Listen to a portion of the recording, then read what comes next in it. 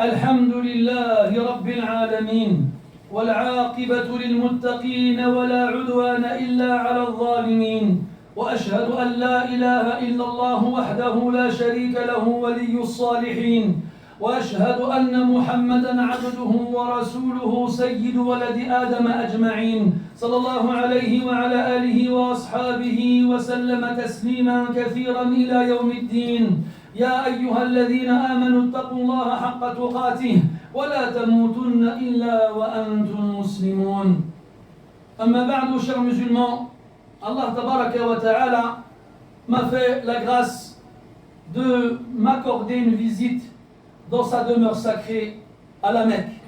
Il m'a permis de tourner autour de la Kaaba et de circuler entre As-Safa et Al-Marwa.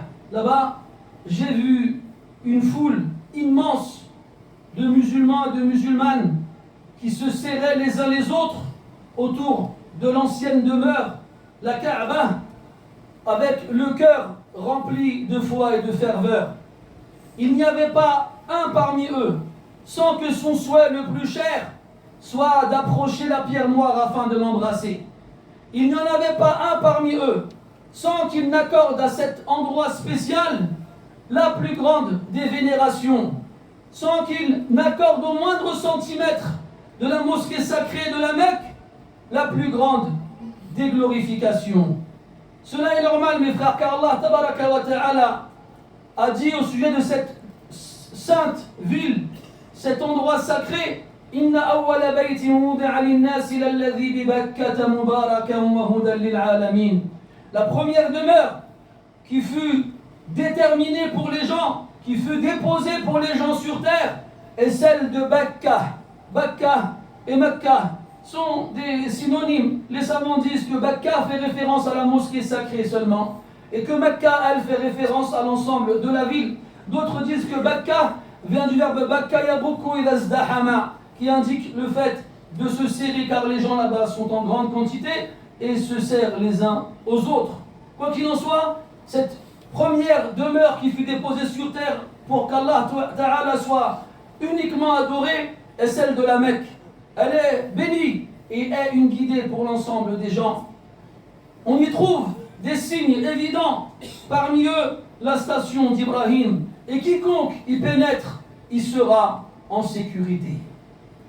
On constate que les gens accordent énormément d'importance et de sacralité à ces symboles qui font partie des symboles les plus sacrés de notre religion. Et cela est une bonne chose. Cela est une chose louable et honorable. Et cela prouve la présence de la piété dans le cœur de quiconque accordera de l'importance et de la sacralité à cet endroit.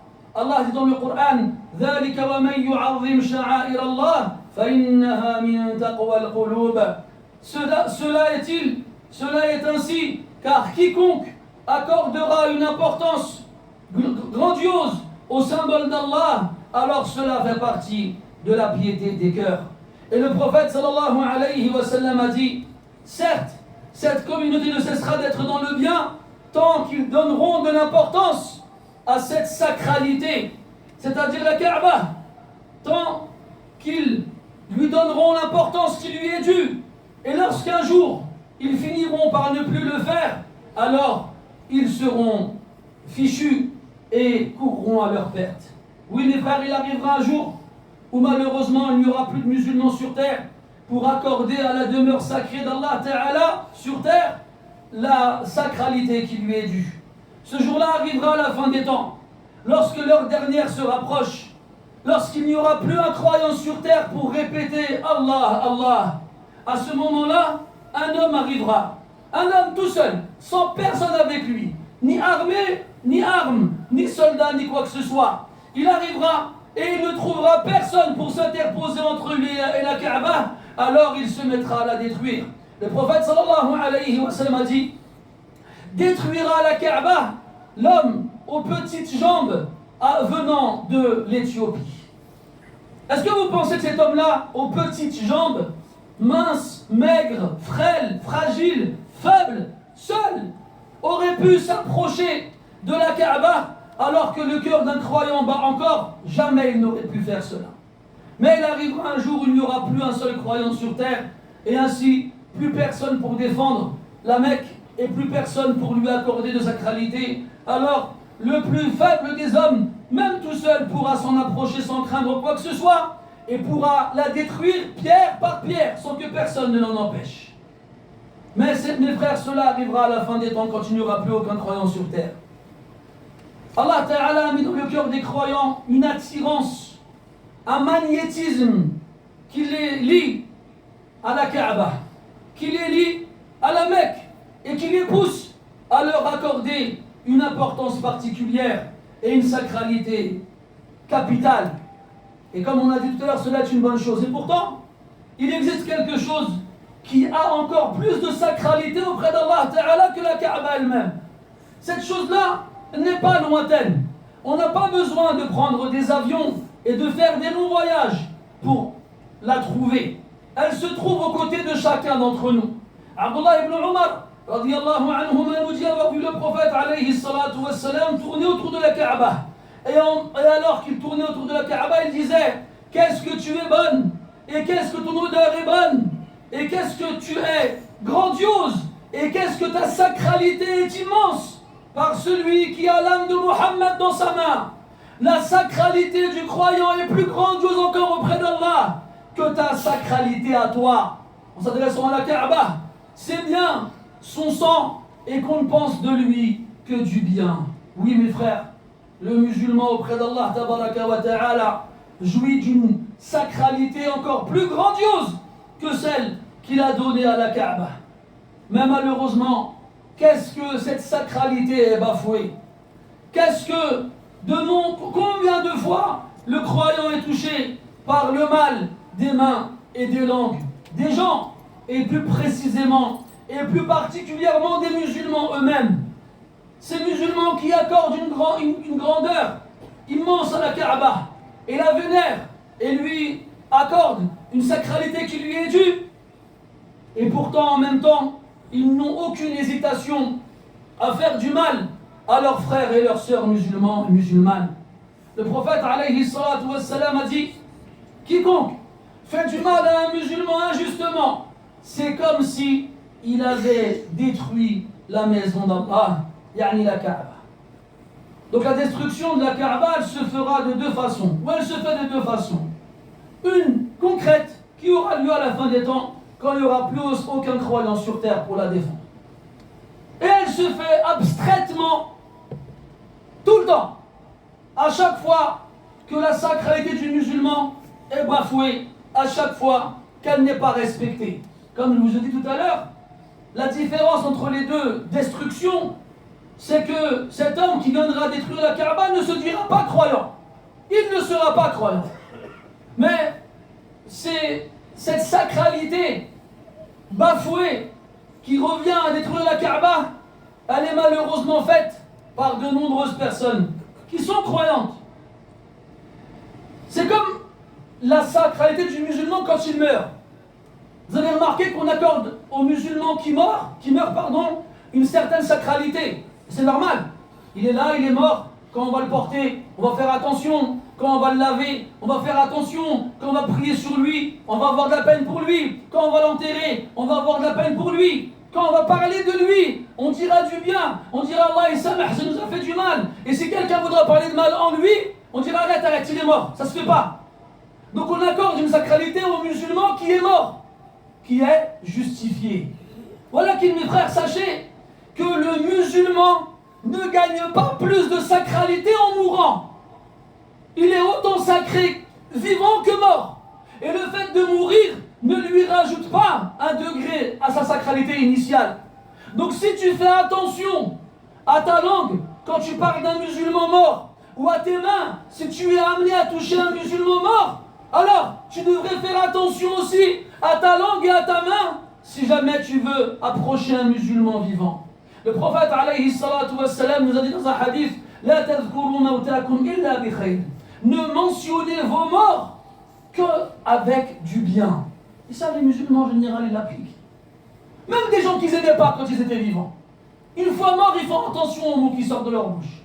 Il dit aussi alayhi salatu wassalam: casser l'os du mort revient à lui casser son os vivant.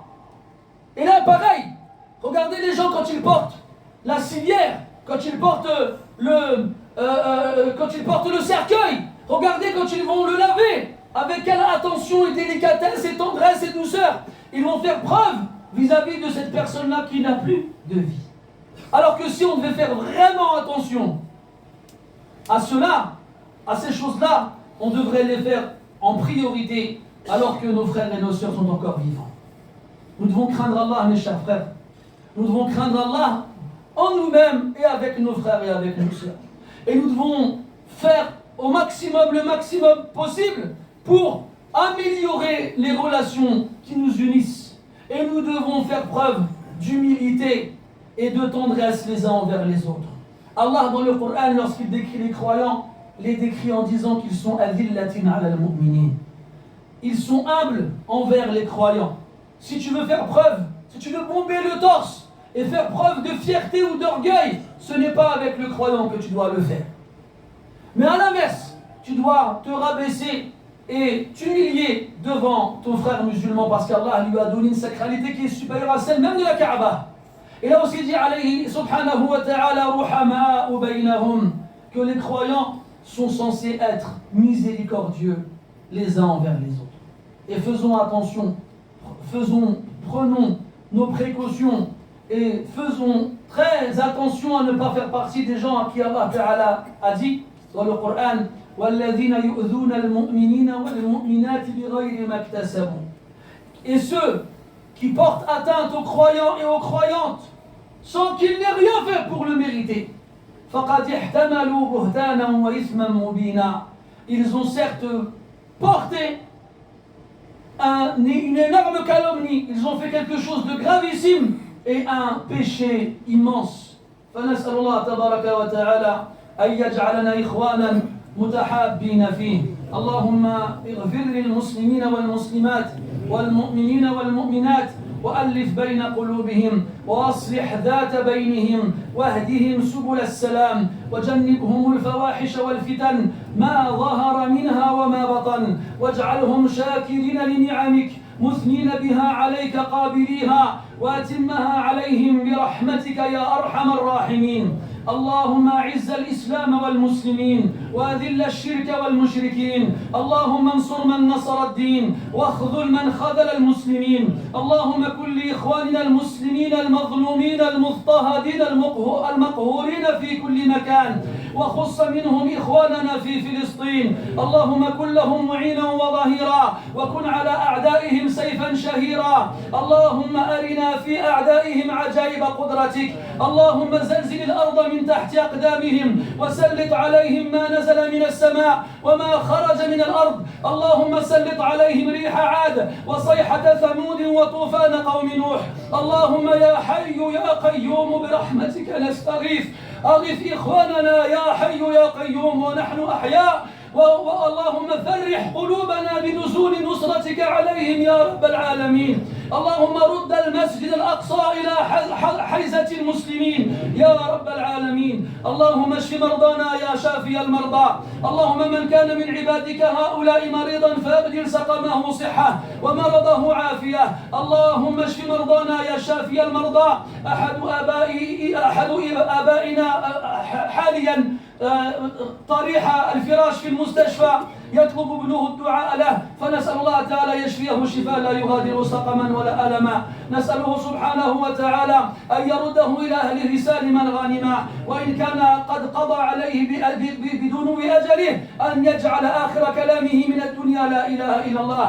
اللهم ارحم موتانا وموتى المسلمين واشف مرضانا ومرضى المسلمين واقض الدين عن المدينين ونفس كرب المكروبين ويا رب العالمين. اللهم صل وسلم وبارك على عبدك ورسولك محمد وعلى آله وأصحابه والحمد لله رب العالمين. وقوموا إلى صلاتكم يرحمكم الله.